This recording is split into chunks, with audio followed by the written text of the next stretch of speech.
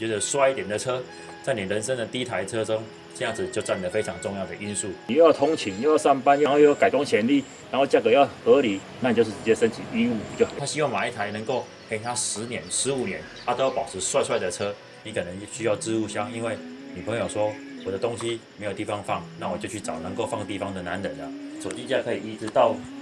跑步的肩膀这边哦，这样子呢，我就不用带2个出门了哦。哇，那是不是很方便哦？以前进站125呢，大家都觉得说一进站125就是欠改哦，就是你买了车呢不改呢，你干脆去买菜车哦，你只是买了一台比较帅的买菜车回来骑而已哦，这就是进站。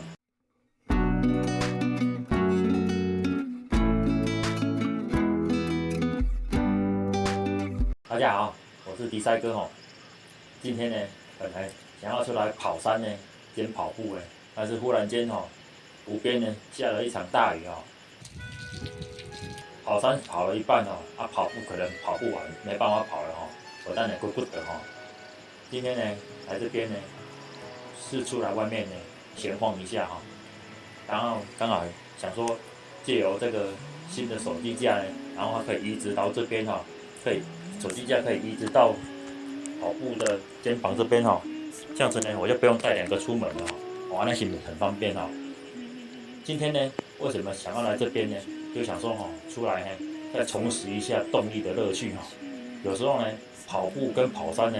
有时候呢，我们都只能选择其一哦。因为你跑山呢，可能就是要骑皮衣哈，这样子呢，就变成说呢，装备太多了，不可能骑皮衣去登山嘛，这样很奇怪，会被人家觉得是你就是怪人哦，怪咖，对不对？所以说呢，你骑的皮衣就不可能说再去骑其他的东西来跑山了。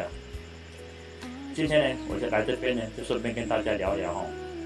125呢跟155的进站期赛的，如果是我的话，我会怎么选择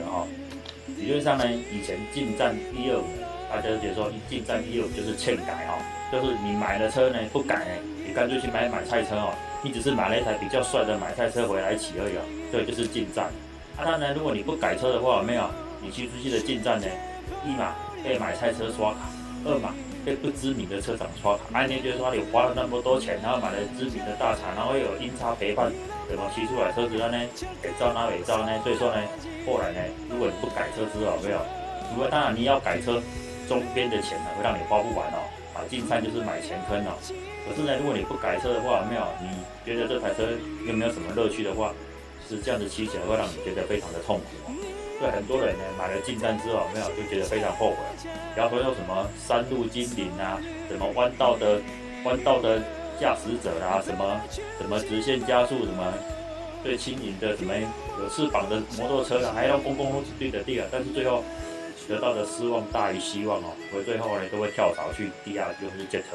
那个就是说钱呢差不多，但是呢你买来油门一打动之后，没有油门一吹，你就有感觉说，这个是会走的车不是较早用的挂着狼皮的天鹅进站期待出来呢，125跟155的如果是我的话，我会怎么选择这个要分2方面来讲看你是本身是只有一台车，还是你本身是有好几台车介绍无同遭遇就无同买车呢，把价格考虑进去这是人车常情买车呢，把动力考虑进去这是钱要花的值得的问题如果今天有125跟115的进站期待呢，一样是水冷有没有？一样的前叉后双叉的架构之下有没有？如果你本身像我一样呢，已经有了黄牌或是有了红牌之后，没有，你会对动力的需求、对动力的渴望呢，会比较少一点。所以这个时候你可能就会觉得说，我就买125就好，因为你要有的是动力重的车，你有重车。那现在动力轻的车，你希望买一台外表帅，然后科技感足够，然后让你觉得说买这台车物超所值的车，所以你就会选择买125。但是如果你今天只是所有的需求都放在同一台车呢，你又要通勤，又要上班，又要外送，又要把妹，又要逛夜市，然后骑出去又要帅，对不对？又不想成为制服车，然后又有改装潜力，然后价格要合理，然后又有国际大厂，然后又有音乐教室。那你就是直接申请155就好，因为你的愿望太多。可是市面上的车型呢，除非你买2台，或者说你买来改如果你单纯就是一开始就要使用的话，我建议你就买115就好，因为你没有其他的车子可以替代，你没有那么多的愿望，没有办法用一台车满足，那你就是一次顶规，一次到底。好啊，至于后来别人有165、有158，或是有200，有没有？那就是当你体验到115之后，你觉得你要往上发展，还是要向下车轮？你再决定你下一台车。如果你是一台车换一台车，跟比赛哥一样哈，就是交了一个，然后再换另外一个，不会脚踏多条船哦。现在这边很多船，我一台船都不会搭哈，我载看起来跟往去带哈。啊，但是如果说你像我一样，有没有？你已经有更高规格的挡车或是大洋的话，有没有？其实你买125就好了，因为哈，重复使用、重复的体感有没有？其实对你来讲是多余的。人类是惯性与惰性的动物，这样2合1甚至3合1的手机架就变成非常实用。重点是美观而且软质的材质，让我们不小心手去碰到，也不会造成刮伤，甚至造成安全帽的永久的伤痕。每个人买车呢，都有自己的一套买车哲学。如果你今天是一个购车小白，有没有？你可能刚满18岁，刚高中毕业哈，你刚从一大堆升学的考试中，忽然间地上捡到10万块，你想要去买一台机车的话，其实你要考虑的东西可能很多层面。或许你有女友，你可能没办法说接受 R15这种挡车，你可能需要置物箱，因为女朋友说我的东西没有地方放，那我就去找能够放地方的男人了。就说没办法，你就只能选择女朋友要的车啊。但是如果你今天是因为你又要上班，要打工，然后白天要上课啊，甚至于呢，你还有返乡需求，可能说你可能住在台中你念书的地方可能在彰化或者在云林你觉得说我通勤就好了，我不用一到了礼拜五、礼拜六甚至连假，还跟人家在那边挤车票，这边挤车有念书有返乡打包行李的人，大家都知道说，其实呢，一到了假日之后，没有要回去挤得要死，不回去呢，在这里呢又被人家碎碎念，所以说呢，学校没有太远大概100公里左右呢，你就会觉得说我要买一台长途骑乘，然后动力大一点，然后呢，我到了6日甚至我临时有时候可能考试考完，我可以回家不要每天都窝在宿舍或是在租房的地方等于厝吹冷气免钱的，你宿舍也是你租厝的所在，在吹冷气贵参的，一度5块呢，我看你外口吹，所以说呢，回家吹不用钱的，当然就不要留在租屋处那边吹冷气啊。所以说呢，这个时候呢，你要买进站，或是买一些你觉得帅一点的车，在你人生的第一台车中，这样子就占了非常重要的因素。你要买125或是买115，这个就牵涉到第一你的年龄你是不是在打工，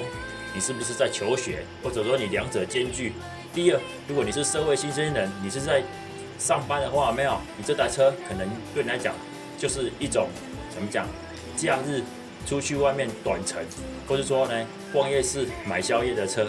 这个时候你要考虑的呢，就不是动力了，就是它的便捷性，甚至说呢骑出去要帅，因为普通时候可能就是在搭捷运，我没有机会骑摩托车，所以既然要买，而且